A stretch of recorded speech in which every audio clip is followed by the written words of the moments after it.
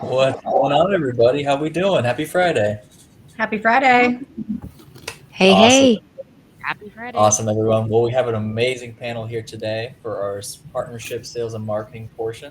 I think it might be great just to start off with some introductions. So here, I'll start with myself. My name's Colton Blakey. I'm based in Orlando, Florida. I work in partnerships for Sponsor United. Quick little blurb on us. We're a sponsorship research tool for sports teams, esport organizations, and others. And my background is actually in baseball. I used to work in partnerships for the Los Angeles Dodgers, but enough about me. We have some amazing people here. So here, I'll kick it over. I think it looks like Jenna's next to me. So we'll start with Jenna. Hi, everybody. My name is Jenna Johnson. I am the Director of Partnerships, Strategy and Activation for Version 1 in Minnesota Rocker. We are a premier gaming and entertainment organization located within the Midwest, specifically Minnesota. Awesome. Well, let's continue across. Shelley, looks like you're next. All right. Hello, everyone. Shelley Taniguchi, Director of Global Partnerships at Team Liquid. I am based here in Los Angeles, California. Love it. Erin? Hi, Erin Schendle. I'm SVP of Sales and Partnerships at Optic Gaming and Envy Gaming, and we are located in Dallas, Texas. Beautiful. And then Kai, up to you. Hey guys, I'm Kai Mathey, head of partnerships at NYXL, based in New York City. Owners of the New York Subliners, New York Excelsior, and the newly branded New York Fury, NYFU. Awesome. Love it. Thank you so much for hopping in, guys. Well, you know what? Here, I just wanted to start off like kind of broad more than anything and just kind of talk about like how sponsorship helps fund, your organization. So open it up to anyone who wants to kick us off with that one. Sure. I'll jump in. Sponsorship is critical. We do have several revenue streams inside our orgs, but sponsorship is really one of the largest. It's hopefully reoccurring revenue to the organization, and it's normally a net revenue. It doesn't have a lot of hard costs associated to it. So, of all the revenue streams, obviously, I would say it's the most important. It's what I'm responsible for, but it really bridges a lot of gaps for us. So sponsorships are critical. Awesome. Anyone else have any other insights on kind of how it's helping you guys out? I mean, to Erin's point, I'll jump in real quick. It's sponsorship revenue is about building for the future as well from organizations. We industry wide, there are a number of big categories that are either have only dipped their toes slightly into our gaming space, or they haven't even gotten involved yet for multiple reasons. But as we start seeing, and I use an example actually, New York Subliners, I always use this, United Airlines. They are the only airline partner across the 12 CDL teams. And that allowing that to go with one of our other organizations, in the CDL family, it's a great example that opens doors, and they're able to feel a little bit more comfortable coming into that and opening doors across. If Delta starts coming along, that's our hub here in Minnesota. They're going to see United at NYSL and what they've done and build the case studies around that. So sponsorship revenue, even from internally, builds our future, but also through the rest of the organizations, it's building future opportunities for the rest of us to kind of open those doors and not make certain brands feel so afraid of what we do on a day-to-day. Absolutely. And I know this was a question we had later on, but I think it's a good time to bring it up now. Non-endemic brands. So that's someone we would love to go after and bring them into the esports space. I guess we'll flip this to Kai. So how did you get United Airlines to work with you guys? I guess how did you approach them for that partnership? A very long time coming, and I can't take sole responsibility for it. I think that United has, and just like every other brand, is probably being approached by 8,000 different companies, whether that's platforms, that's orgs, that's influencers, that's agencies. So we're coming at them at a lot of different angles. I think at the end of the day, we made them feel the most comfortable with telling a travel story and a hero story about their product in the lifestyle of our gamers. It wasn't about, putting a United logo on top of gameplay. It's much, much deeper than that. It's about how they're enabling our players to live their dreams and travel the world and compete in the games that they love, and just connecting that story and those dots. That was ultimately what kind of broke through for them. Absolutely. And I know one thing, like regarding our company, we made that transition as well towards esport, really like right around the start of the pandemic. And I know, Shelley, you guys have done a great job with bringing in some non-endemic brands as well. I'm curious, just for myself more than anything, do you have to really speak to these brands and really just tell them like what is esports, or kind of how do you introduce them to the space? Well, I think there's always a little bit of education around esports, but I think because of the pandemic, especially, and esports probably became the hot topic for everyone since no one could be outside, right? Really, and watch sports playing. So the whole esports ecosystem simply exploded. So it's very rare these days to find brands that don't really know it, but it does take some education about what it is, why the fan base is amazing, and very similar to traditional sports, if not younger, growing, global.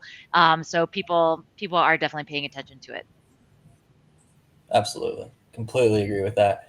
I guess when speaking to prospecting for certain brands, my background with the Dodgers, we kind of knew who we were going after. How do you determine if a brand would be interested in the esports space?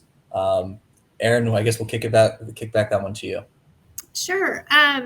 We do a lot of outreach to brands that aren't currently in the space. It does extend the life of a sales cycle, but we really start with our audience and what does our audience seem to be interested in? What do the members of our teams, our influencers, what brands are they interested in? And we kind of weave our story around that. It's all about the audience. It's all about what we can deliver for a brand. So a brand may not understand, the value of our audience or the level of interest our audience has in their brand. So we will reach out to just about anybody if it makes sense to the audience that we have to offer. Absolutely. Awesome. Any other thoughts on that side of things? Yeah, I mean, I think I'll just jump in. Oh, go ahead. Kai, go ahead. Oh, I was just Kai. going to say, I am like just so full of myself in terms of how important I think that this demographic is, that I think that every single brand should be considering this space. And I think that if you're ignoring it, you're going to be in deep trouble in 5 to 10 years. And you can there are a lot of brands out there that are like, oh, well, I'm focused on people 40 plus with household incomes of X and X and investable assets of X and X. Well, guys, like, who do you think is going to eventually become that demographic? I just think Erin said that it extends our sales life cycle, but also brands need to think about expanding their customer life cycle, and they're going to need to start reaching these people younger and earlier and talking and adding value to their experience much earlier than they think like the funnel actually starts. And so I think when I talk to our sales team, I'm always telling people to be really aggressive about brands that they think should be in the space, because you can't ignore 18 to 34-year-olds. And I can't imagine any brand marketer could tell you that isn't a customer segment that they don't care about. Mm-hmm. Yeah, but I would certainly add to both Kai and Erin.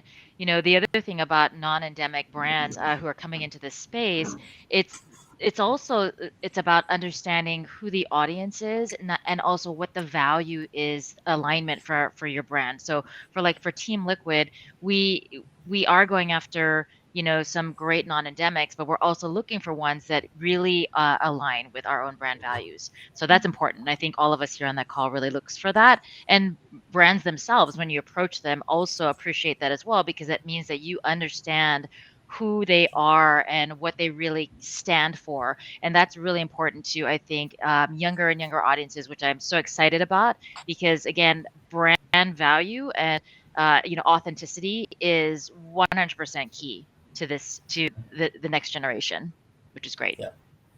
No, absolutely. And definitely the biggest thing about partnerships is being maybe the first person to them. So kind of speaking to that, of course, everyone's going about this crypto category now.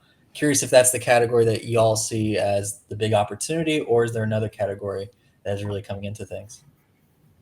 I'll go. So yes, crypto is the the juggernaut that's out there right now. But honestly, we're closely evaluating the trends within the sports betting and daily fantasy sports space. That's just such a high value across, blow up from traditional sports. And now you're starting to see other avenues really building that out. So we're closely evaluating those trends across our fans, our demographics, and making sure that we're entering that space authentically, just like Shelley said. We're making sure we're being aggressive, but not in an unauthentic way for that piece. But that's been one of the big things that we've been closely evaluating this past around like 6 months, something like that.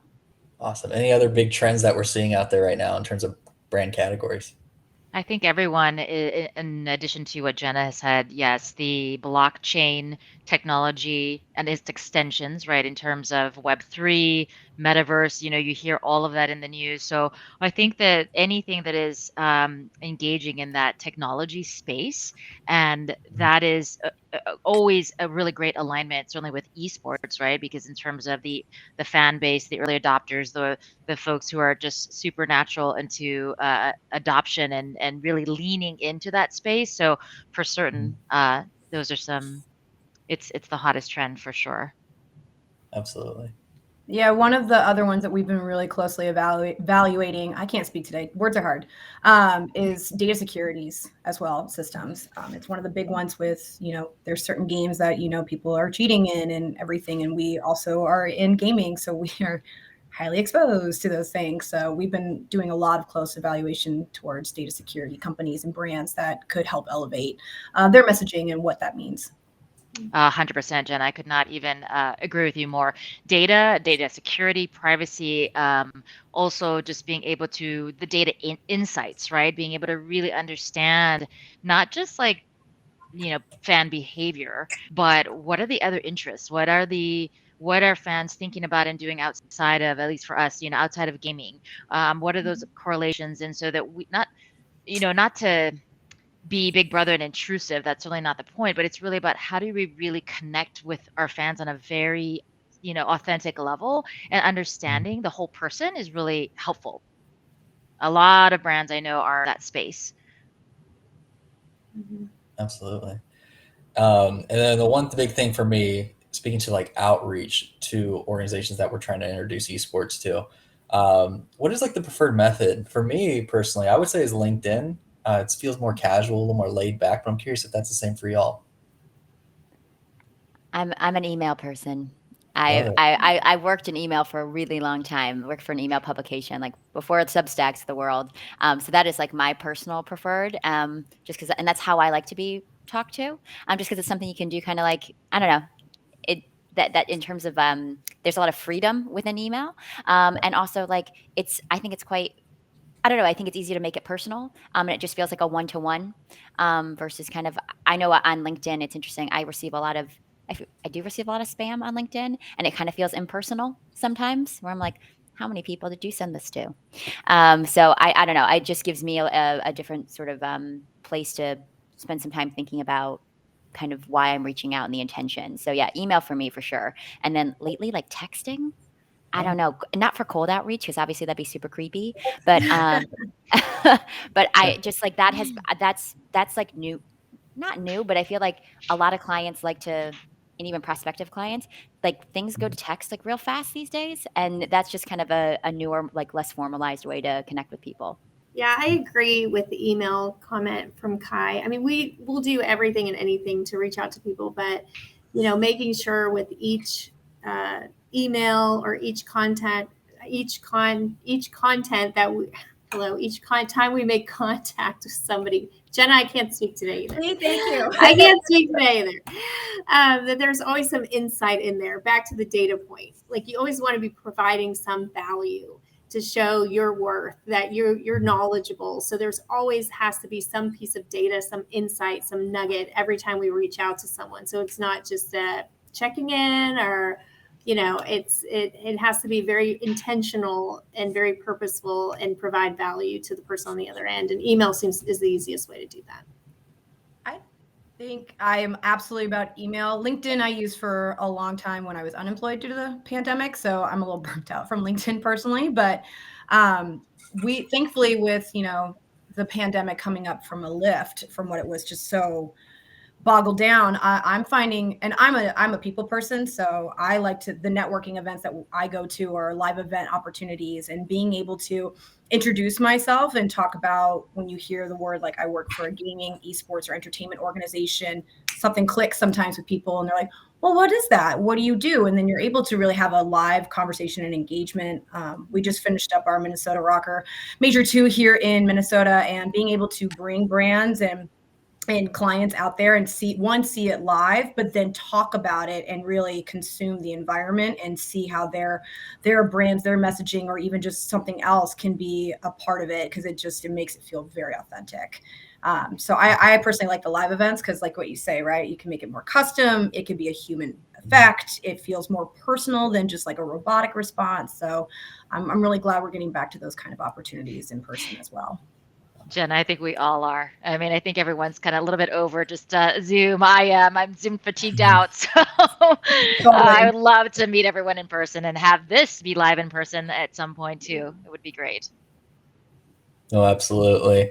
The one thing I do love about email, I do a little bit myself as well, is it's trackable. You know, there's some great resources out there where you can see like, when is it open? What links have they clicked on within your email?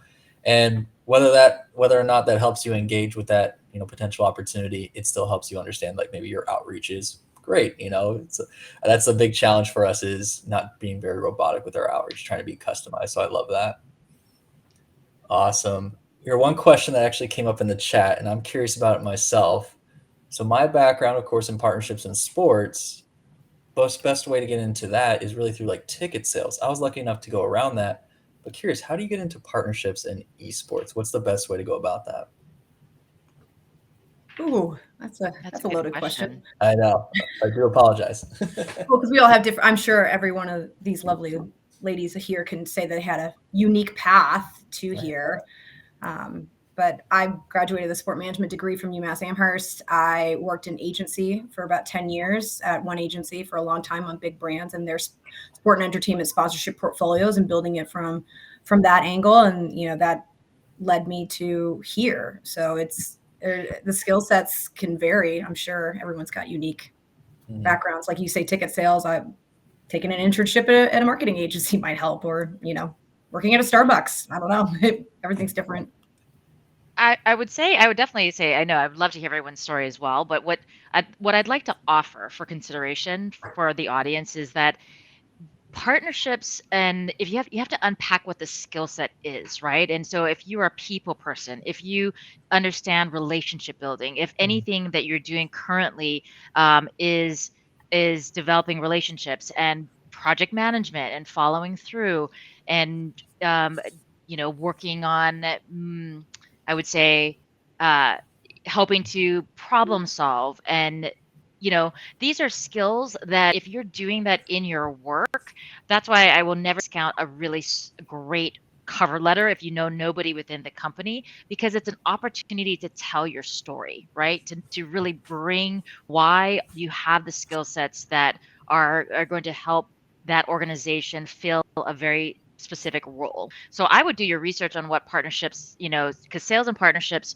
while they most times are very together in a department, they can be also very separate. Like for example, at Team Liquid, in partnerships, yes, we are a part of S&P, or sales and partnerships, but we have a whole sales team that is really dedicated to that kind of outreach and looking for new partners. And once we bring on partners, it's people in my role that actually work to make sure that partnership is nurtured, it's developed. We make good and exceed the expectations on deliverables, right? So those are the things that, if you look at those skill sets, those are the kinds of things I would be making sure that you're, if you're interested in it, make sure that you tell your employer why you have those skills to be in partnerships and sales. Sorry, that was long-winded.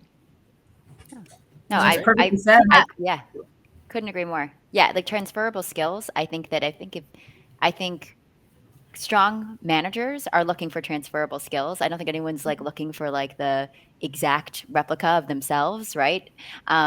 Especially, you know, it's not realistic. And I think just on like the softer side, in terms of personality traits, things that I personally am profiling for, I'm looking for qualities that show me that you are relentless. and that you are curious. And I think that if you have those two qualities, you can literally have come from any background and you can succeed in some part of the business life cycle and partnerships life cycle. Exactly. If you're, doing the prospecting and the actual sales, or what Shelley was saying about actually, fulfilling those partnerships and ensuring that they are delivering and over delivering and then renewing. But those two qualities, I think, are for me at least the things that I'm looking for to join, have people join my team. Awesome. Well, I know for the most part we've talked about the prospecting side, and yeah, I definitely want to talk about this question that just popped up for us too. So, like, what strategies have we found most successful when engaging with supporters? And that was actually going to go right into activation, so good segue to that.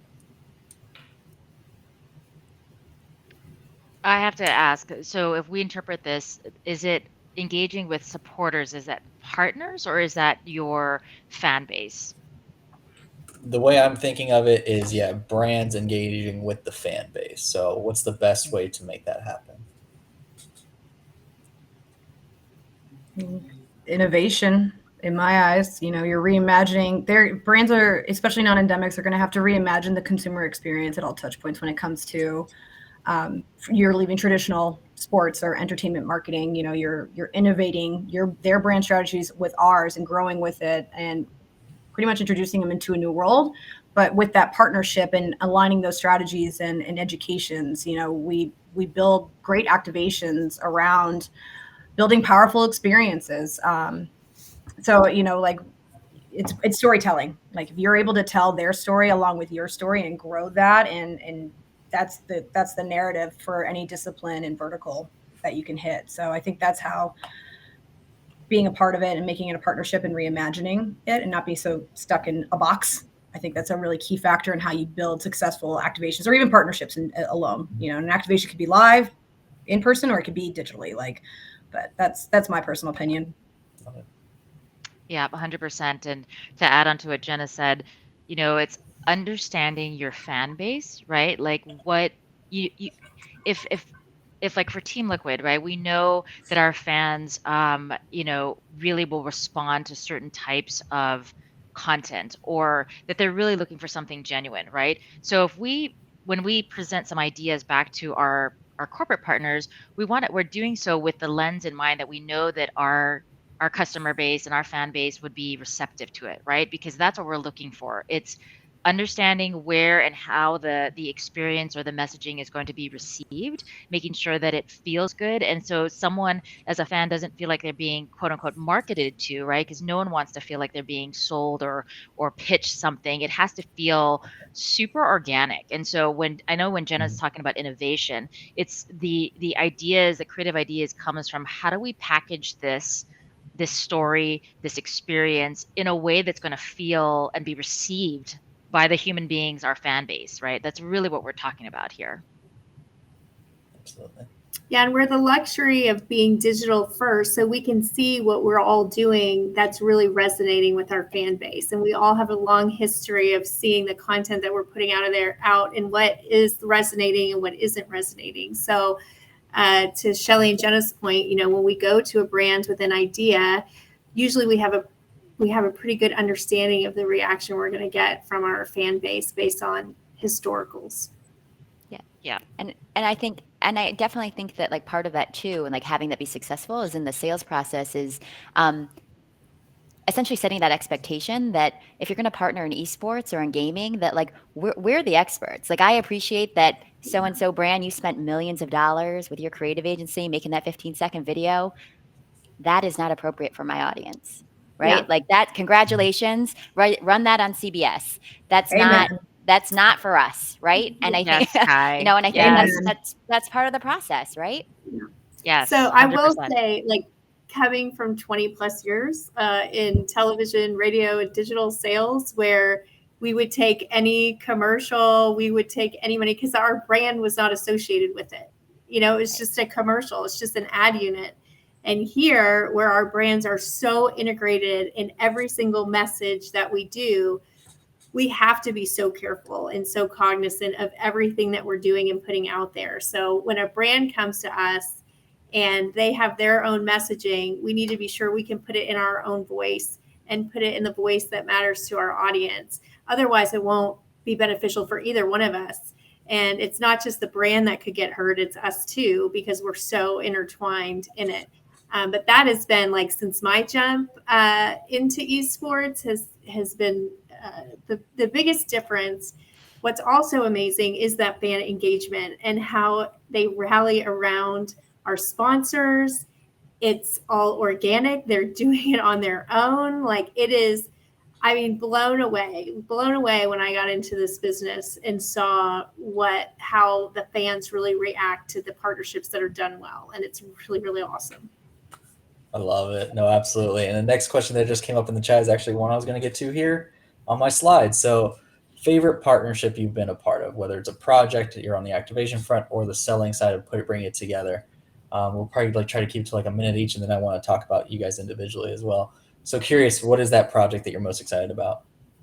I'll just jump in super fast because it fits on what I was just talking about. Like, when I first started, Jack in the Box has been a sponsor with us for a very long time. Our fans are used to seeing Jack in the Box. And it was my first week, and we were getting ready for a match, and all these chats, all these fans had Jack in the Box. Like, we're ready to watch Envy play. We're ready to watch, at the time we were Empire, ready to watch Empire play. It was so cool. And I was like, oh my gosh, like, that's not, like, never would have seen that in traditional media and what I've done in the past. So I thought that was like really awesome.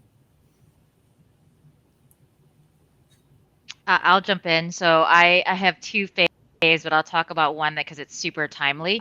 If anyone's, the most popular question that we get at Team Liquid is, how do I become signed by Team Liquid? How do I join the organization, right? As an athlete or an emerging athlete, right? Because just like MLS and traditional sports, we have academy teams, right, for developing that kind of path to pro. We get asked about how can I even become an influencer or a content creator with the TL brand, right? So we just launched our what we are calling our scouting combine, which is called Next Wave, becoming that next wave of talent that's going to be signed by Team Liquid.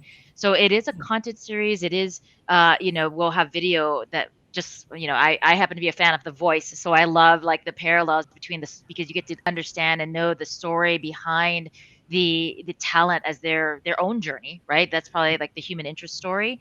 But this is a genuine, legitimate call for talent to be able to come and really see if they have what it takes to be signed. And there is, we're going to be signing someone for a year. There is a 25K signing, a contract that is brought to us by Coinbase. Coinbase is our presenting partner here. So again, making this possible, it's about making dreams possible and literally leveling up the playing field when it comes to access to an opportunity.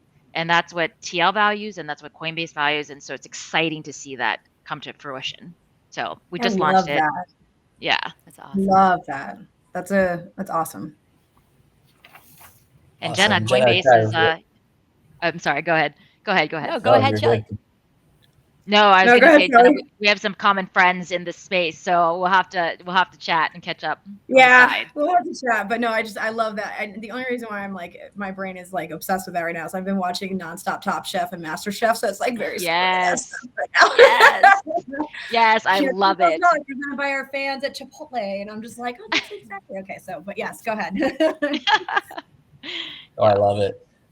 Jenna or Kai, I guess curious on your favorite activation or partnership you've been a part of. I've got two. I'll talk about briefly. The first one is just the silliest one I think we've ever done was Game Fuel. In I think it must have been 2020. We had we made a commercial for Game Fuel featuring our Subliners players, our Call of Duty players, and the commercial got memed, and it was attached saying to Zuma, "Yo, Tommy, we got to go." And for whatever reason, that just like hit in the community, and it became like this like phrase, this ownable phrase during the entire season. And we actually made talking keychains with Tommy saying that, or with Dylan saying it to Tommy, and it's just silly, stupid things. Like I came from a more traditional sort of digital media background. It was in food, so like.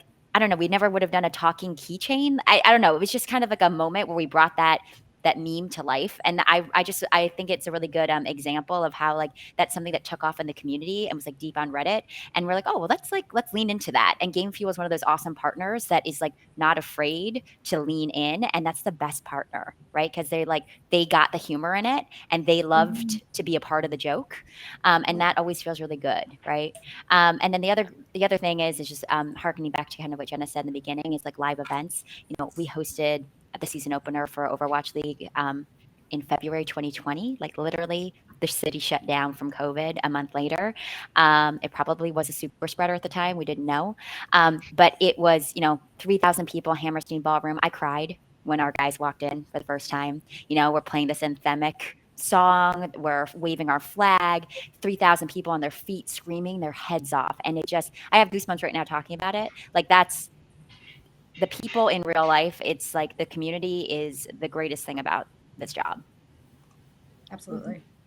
To touch on all of them, we all have very similar. I'll go for the one that when I started here at Minnesota Rocker in version 1. So the first partner that they didn't sign, they had signed others, but this is the first one I got to sign was USA Insurance, which Kai has also well for NYSL. I think one of the most unique things that we were able to do coming off of like May of last year, Minnesota was opening pretty much at full blast. And so we were able to do a couple of different things with USA Insurance, making them, we made them almost an endemic brand in this space, even though they're technically not. And what we did was we launched the USAA Minnesota Rocker practice jersey. And what that was is, it looks like a MLS or if you want a soccer kit, USA is right here. It's on brand with ours. And just allowing that small opportunity, it hadn't been done in the space before. It wasn't just a t-shirt, it was a real legit jersey. And we did it for our pre-post interviews, anytime they were doing content, anything for Rocker Regiment, we gave them away as well. Having something like that with a partner to test something that hasn't been done before really opened up. It exceeded all of our expectations. So, we generated 1.5 million additional impressions just for that jersey being on there alone. There was over 34,000 engagements and over 200,000 video views. And that's just through our players' profiles, our custom content. So, and being able to make them feel like an endemic brand, we were the first organization that they actually allowed to sell the jerseys with their branding on it. They've never done that before. So taking that kind of partnership and just literally testing out something that could have just never done anything, they gave us that opportunity to make them more inclusive with our audience like that and adding a touch point. And the second one I will say is when I was still at my old agency, I worked with MasterCard. They were my bread and butter for a long, long time in my 10-year career. We helped them engage into the League of Legends space. That was one of the final projects I worked on before leaving. And that was one of the greatest things I got to work on, because what we did was before we even got to fans, we had to educate MasterCard. And because I had wonderful clients that were on the global strategy side at MasterCard, they gave us an additional budget to build a custom traveling cargo container immersive experience from head to toe with the League of Legends players that we were going to sign, and actually take it on the road across MasterCard's jeweled events. So Grammy Awards, Arnold Palmer Invitational, MLB All-Star, and actually show the regionals and the head people of MasterCard across the regions what this means to be immersed in this space, had them buy it in, and they wanted to return some assets from other sports portfolios to get those. I'm like, no, that's not how this works. But to actually show those who are nowhere near at all engaged in this space and educate them and get them that excited that they thought this was more valuable than a UEFA Champions League sponsorship was a goal of mine. And then they took it now into the consumer space. So I think that was one of my favorite things to be able to do, is educate and get them excited. I love it. Amazing stories all around. One last question from here in the chat, and then we'll kind of go individually. How do you innovate new partnership deliverables when working with a newer long-standing partner? I'm really thinking, I guess, from the retention side of things. What sort of new things do you bring to a relationship? I'll jump in this one because this would have been my next favorite activation. But when you've got a long-standing partner, what's great, it's like a really good relationship, right? Like it's like a good marriage, right? Where you're you've worked together and you understand and you share the same values. And so it's almost like, what's next, right? So with Alienware, they're an endemic partner. They're one of our longest at Team Liquid. With them, we first started like the investment in actually creating a facility, an actual Alienware training facility where athletes can come and play and be with their coaches and do scrims and get data analysts and and have chef on site so that they can eat nutritious foods, because before, I don't know if all of us here kind of know this, but esports, when they were in a 2-bedroom apartment, 20 people are crammed in, and that's how they trained together. So professionalizing and actually giving pro players, as you would treat pro athletes, which is what they are, a space to train, was amazing. That was the first innovation we did with Alienware 10 years ago. Now, the second piece we just actually launched is the next bit of innovation, and we talk about data science, is we just launched the Prolab, which is a space within the Alienware training facility, both in North America and also in Utrecht. But it's a facility that's using data science, cognitive skills, testing your brain on how you can be a better player performance wise, and looking at that kind of data analysis that never really has been done before. You've heard about performance labs in the traditional sports world, right? With Red Bull's performance lab and Nike. This is now the first of its kind for esport athletes. And that's super exciting. So that is an idea that has been baking for the last 2.5 years. And so we were just able to bring that to life. So sometimes it works when you have a partner that you can say, hey, we both care about innovation and really investing in the longevity of a pro athlete. Let's do what's next, and helping to really ideate what that is. So that's been a great process. That's awesome. Yeah, I would say, for us over at Optic and NB, we have a very large organization, and everyone in the organization is a consumer. They are consuming gaming, they are a fan. And we really create a culture of innovation. And that just means, us on the sales and partnership teams, we don't always have the best ideas. But the organization as a whole, there are so many smart people. The ideas are amazing. And so we create a forum where everyone in the organization helps with innovation. If they have an idea, like we run through all the traps. It doesn't matter how big the idea is, how small the idea is, to see what's feasible and what isn't. It's just amazing. And the ideas we've gotten from some of the other departments that you never would have, thought, oh my gosh, I had no idea that person was so creative or came up with such an awesome thing. So, internally as a whole with innovation, I think it has to live in a culture within an organization, and that everyone feels a part of it, and everybody feels like they have a platform to share a crazy idea and know that, the org will take a look at it. And some things we can't do, but a lot of things we can do. And it's been, really, really fun. And to Shelley's point, I mean, if you have a brand in a relationship and they're sharing all of their capabilities and everything they want to do, and they're super open to new and different ideas, I mean, that's like that's your gold star. That's the best, when you can get a group of them together and a group of your own org together and just come up with great ideas. I mean, that is the best. That makes it all worth it. Fantastic. Well, I think we only have about 5 minutes left. This has been amazing. I do want to do a quick little 60-second, questions with each of you. Kai, we'll start with you. I was looking on your website, doing a little research, of course. I noticed y'all have dipped into the NFT space. So curious if you could provide some insights on that process and just that landscape, because it's very new to everyone, of course. It sure is new to me. I Google words about NFTs and Web3 and the metaverse every single day. Read a lot of articles, creating new gray matter all the time about it. I'll say that we're really proud of our NFT project. We are the only owners. We're the only creators in the world of an NFT that have Activision Blizzard game IP for Subminers and soon to be Overwatch. So we are really, really proud of a very, very long process, and excited that our partners at AB saw allowed us to be as creative as we wanted when we brought this idea to them a long time ago. I'll say that there is a learning curve within the community in terms of acceptance and sort of skepticism and, kind of just general education that probably needs to happen over time. But the onus is on us to show value and utility and that, we're here for the long haul and we believe in this medium and we see it as a true next gen platform for engagement and really differentiate from, to be honest, all the garbage that's out there.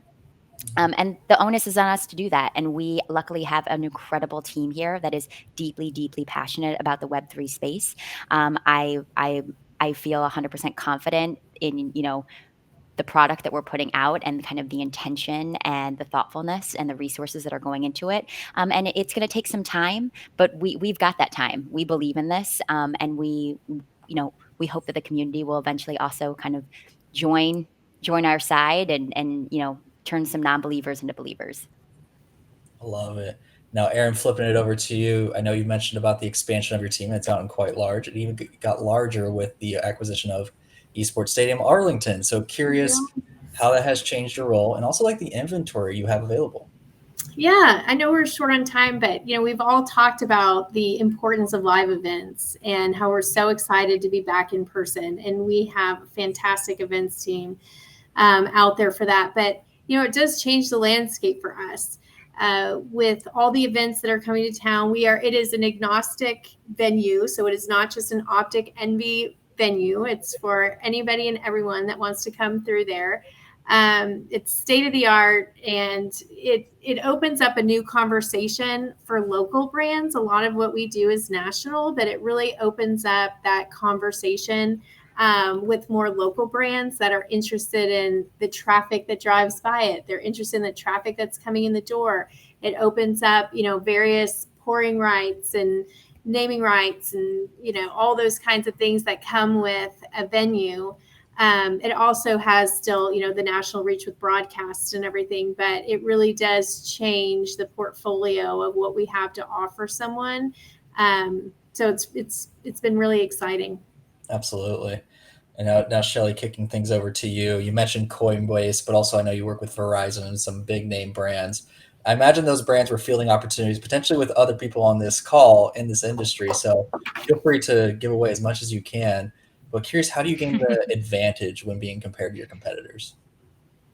That's a really great question. And without giving away the farm, I'm going to keep it super simple because it really is just about knowing that Team Liquid is not only one of the most longest standing, oldest and mature, brands within the esports, ecosystem, but our values, number one, will absolutely set us apart. We are a competitive organization first and foremost. And so we're not here just to create great content, which is what we do as well, but we also are here to compete on the largest world stage with our 17 different professional teams. And we're very brand safe. That's also something that I know a lot of non-endemic as well as endemic brands are looking for. When I say brand safe, I just mean by, the cleanness of our content. We're not looking to be super racy. We are, I would say, we try to keep it super professional. So awesome. And then Jenna, finishing up with you, of course, the relationship with the Minnesota Vikings is very, very great for you guys. Curious how often you're sharing ideas together. We're often working to collaborate with them. Just yesterday, we were at the Minnesota Vikings draft party. So we had a presence there they have a partnership with Xbox, and we were there to help support their partnership, obviously with the alignments in gaming. We had a co-branded space with Xbox and support their partnership. And we always are looking for those kind of opportunities to collaborate with Minnesota Vikings. We are a separate organization, with common ties with Minnesota Vikings, obviously through ownership. But that doesn't mean that they're our neighbor. We want to align with us. They're trying to, NFL especially is trying to get to the next generation, is Gen Zers, right? So I think that's where we always want to make sure that as their interest increases, it also allows us to have the opportunity to collaborate, especially in such a well-developed league, such as the NFL, and with such a wonderful brand that is the Minnesota Vikings. So we're very lucky. Fantastic. Well, let's get over to the networking side of things. Thank you everyone for joining this panel.